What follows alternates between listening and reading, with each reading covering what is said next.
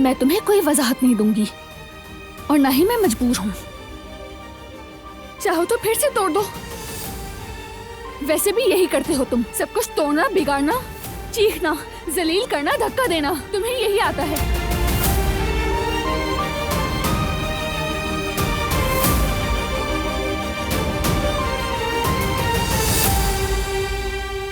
ठीक कहा,